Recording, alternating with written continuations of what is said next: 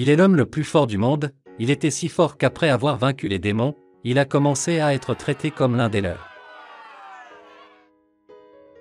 C'est l'histoire de Léo, un garçon qui est sur le chemin du retour au château d'Erina. Aujourd'hui il est venu parler à la reine des démons pour les rejoindre. Il rencontre la reine et se porte volontaire pour aider à réunir les démons afin qu'ils puissent détruire les humains ensemble, mais la reine des démons ne veut même pas le voir.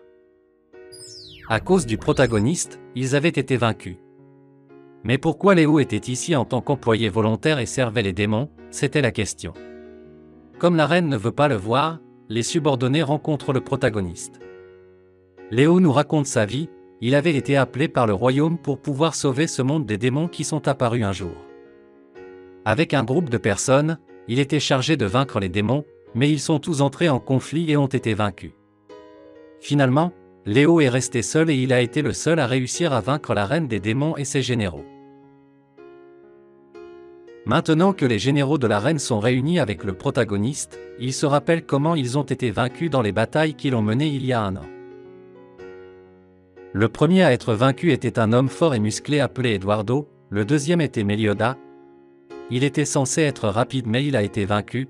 Le troisième était une fille appelée Lily, elle a été vaincue facilement, mais comme elle était d'une tribu où elle devait épouser celui qui la battait, elle s'est attachée à Léo. La dernière à être vaincue était Christina, elle était un mage très puissant, mais Léo avait annulé sa magie et l'avait vaincue facilement. Christina est celle qui râle le plus sur l'attitude de Léo et lui demande de mieux s'expliquer sur les raisons de sa présence ici et de sa volonté de rejoindre les démons. Léo explique qu'après avoir vaincu la reine démon, il pensait qu'il serait loué comme un héros. Mais la réponse des gens a été différente, ils ont commencé à le traiter comme un monstre, la rumeur s'est répandue et les gens ont commencé à le craindre, même le royaume qu'il avait soutenu au début lui a tourné le dos. Il a commencé à errer dans les rues sans but et sans motivation. Jusqu'au jour où il entendit que la reine des démons qui avait été vaincue cherchait des gens pour se réorganiser. Le protagoniste a donc décidé d'aller les voir. Christina comprend son histoire, elle se souvient que pour une raison quelconque, Léo ne les avait pas tués il y a un an, alors qu'il était très fort. Elle décide donc de lui donner une chance, il est en probation pendant un mois, au cours duquel il devra prouver qu'il mérite d'être choisi comme allié.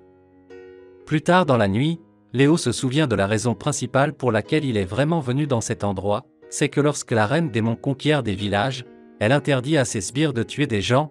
Léo voulait savoir pourquoi Erina interdisait de faire du mal à qui que ce soit, pourquoi, c'est ce que Léo voulait vraiment savoir. Le lendemain, Léo avait envie de travailler et s'est rendu dans la chambre de Christina, il savait que cette femme était chargée de l'administration du château et des démons. Elle ne se réveille pas et le protagoniste se fait passer pour la reine, en modifiant sa voix. Christina s'en rend compte et attaque Léo, qui ne bronche même pas. Il était seulement venu pour restaurer le château. Léo n'est pas idiot, il sait que la chose la plus importante dans toute entreprise ou organisation est l'administration, il propose donc d'aider Christina, qui dirige l'administration. Léo se rend compte que l'approvisionnement en magie était très inefficace, il propose donc de l'aider. À son retour, Léo dit qu'il a apporté quelques améliorations. Il dit qu'il est un peu fatigué, il se repose un peu tout en utilisant une capacité oculaire pour voir comment Christina travaille. Christina se met en colère parce que la protagoniste est inutile et qu'elle ne faisait que se reposer et non travailler, lorsque quelqu'un frappe à la porte. Léo utilise la compétence de camouflage pour éviter d'être découvert. Un des subordonnés arrive et rapporte que le mana du château a été rempli. Christina ne comprend pas, ce travail est censé être épuisant et il faut plusieurs heures pour recharger le mana du château. Léo avait accumulé de la magie dans une pierre, il suffisait que quelqu'un soit près du château pour la recharger. En bref, Léo avait réduit la fatigue de Christina et elle avait maintenant plus de temps pour d'autres choses. Elle ne peut contenir ses émotions et remercier le protagoniste d'avoir amélioré cet aspect, car dernièrement elle ne pouvait pas dormir parce qu'elle était inquiète, maintenant sa charge de travail diminue. Léo lui dit qu'en guise de récompense, ils devraient s'embrasser, Christina se met en colère.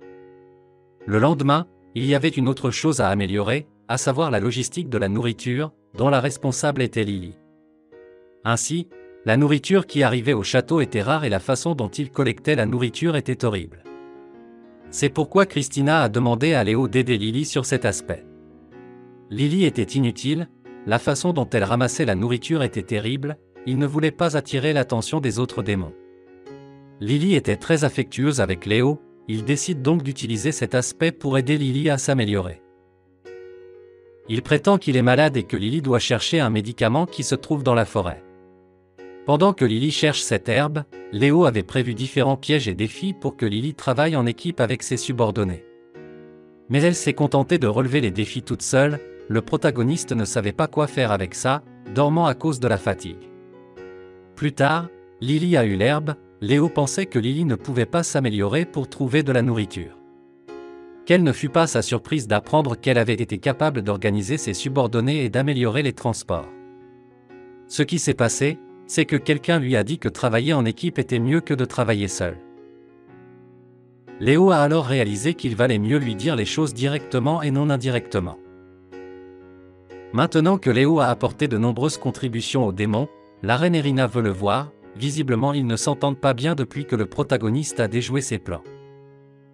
Le jour de la rencontre avec Irina est arrivé, il porte une armure pour ne pas être vu et découvert, la reine l'invitait à un banquet, Irina ne veut pas qu'il porte le casque et l'enlève. Léo est effrayé qu'elle le rejette et change de visage. La reine est très reconnaissante envers Léo pour les contributions qu'il a apportées et la façon dont elles améliorent la reconstruction du château. Léo déguisé profite de ce moment pour lui demander si elle est prête à accepter le héros Léo dans son groupe. Elle se met évidemment en colère, car c'est la faute de Léo si elle n'a pas pu obtenir la pierre philosophale. Léo était curieux de savoir pourquoi elle voulait tant la pierre, elle lui demande de l'accompagner pour voir les montagnes, elle commence à lui expliquer. Elle explique qu'à l'intérieur du royaume démoniaque, il y a un chaos terrible, il n'y a pas de lumière ou de végétation, c'était un endroit mort, c'était toujours en guerre. Lorsqu'elle est arrivée dans ce monde, elle a réalisé que le monde humain était beau, plein de magie et de couleurs. Son rêve avait toujours été de pouvoir un jour apporter cette beauté à son monde démoniaque, mais à cause de Léo, elle n'avait pas pu réaliser ce rêve. Maintenant qu'elle a pu répondre à sa question, elle lui demande pourquoi il a rejoint le côté démoniaque. Léo ne sait pas quoi dire, alors il veut avouer la vérité, qu'il est Léo, le héros qu'elle déteste. Au moment où il est sur le point de se confesser, un message urgent arrive. 2 des généraux avaient quitté le château. Léo part à la recherche d'un des déserteurs, il veut savoir s'il voulait vraiment quitter le château. Léo rencontre Mélioda, il lui demande s'il est vraiment prêt à quitter le château et à se mettre hors de portée de la reine. Léo lui dit que s'il veut vraiment partir, il ne l'en empêchera pas, mais il doit être sûr. Mélioda lui dit qu'il ne veut pas quitter le groupe, mais qu'il y avait certaines choses qu'il ne pouvait pas faire et qu'il n'était pas très bon pour communiquer avec les gens. Beaucoup de nouvelles personnes voulaient rejoindre l'armée des démons et Mélioda avait été choisi pour les intervieweurs. Il avait peur de ne pas pouvoir faire son travail correctement, alors il a décidé de s'enfuir. Le protagoniste lui dit qu'il comprend son problème et décide de l'aider. Léo lui apprend beaucoup de choses. Pendant qu'ils servent la nourriture, il explique que la meilleure façon de communiquer est de parler face à face, en se mettant à la place de l'autre. Mélioda travaille au restaurant pour perdre sa peur de parler, il semble avoir été capable de comprendre ce que Léo essayait de transmettre. Plus tard dans la soirée, il était temps de s'entraîner à l'interview. Léo lui dit que la meilleure façon d'interviewer une personne était de poser des questions sincères et empathiques. La simulation commence, puis il demande pourquoi le héros a voulu rejoindre le groupe de démons. Mélioda fait un visage d'indifférence pour que Léo lui donne une réponse concrète. Ce n'était plus une simulation, Mélioda voulait savoir la vérité. Ce que Mélioda voulait, c'était que le protagoniste lui dise la vérité sur la raison pour laquelle il aidait tant les démons. Si Léo détestait vraiment les humains, il les aurait tués de ses propres mains, alors quelle était la raison de rejoindre les démons? Léo ne sait pas quoi dire. Mélioda lui dit que dans le passé, quand il était petit, les humains l'avaient très maltraité, tout ce qu'il voulait c'était qu'il disparaisse. Quand Irina est venue conquérir un village, il pensait qu'elle allait anéantir tous les humains, mais c'est le contraire qui s'est produit. Elle était comme un sauveur, au lieu de tuer des personnes innocentes, elle a donné la liberté et de la nourriture gratuite aux villageois. C'était le contraire de ce qu'il pensait. À la fin il a rejoint la reine en pensant qu'elle était un faux visage, mais il a commencé à s'attacher aux démons. Maintenant que Mélioda lui a révélé un secret qu'il avait gardé caché, il attend de Léo qu'il lui dise la vraie raison pour laquelle il veut faire partie des démons. Léo a senti les sentiments de Mélioda, il commence à raconter qu'il a vécu dans un endroit avec beaucoup de technologie, la science était à son apogée. Jusqu'au jour où des démons sont apparus. Afin de détruire ces monstres, les pays se sont unis pour les vaincre facilement, ils ont commencé à faire des expériences sur les humains, pour les rendre plus puissants et ainsi réussir à gagner la guerre contre les démons. La personne qui avait été sélectionnée pour ce travail était Léo et d'autres personnes, Léo était le plus fort de tous. Mais au fil des années, tous ses compagnons étaient morts et il était le seul à rester. Il a pu voir comment la civilisation était revenue comme par le passé.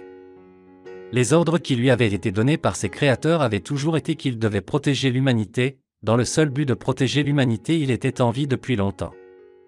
Mais un jour, les personnes qu'il avait protégées ont décidé de lui tourner le dos, alors pour la première fois, il a pu faire ce qu'il voulait vraiment, sans avoir besoin de faire ce que les autres lui demandaient. C'était comme s'il avait une seconde vie, c'est pourquoi il a voulu rejoindre les démons. Mélioda est surpris par tout ce qu'il lui a dit, il lui demande quel âge il a, Léo répond qu'il a arrêté de compter son âge quand il avait plus de 1000 ans. La principale raison d'être avec les démons était qu'il avait des âmes pures, même si certains d'entre eux étaient des idiots, il voulait être avec eux. C'est pourquoi il promet qu'un jour il obtiendra la pierre pour eux. Léo s'excuse de lui dire quelque chose qui pourrait la mettre mal à l'aise, il est allé dans sa chambre, quand il a vu la lune, il a réalisé qu'elle était la seule à ne pas avoir changé.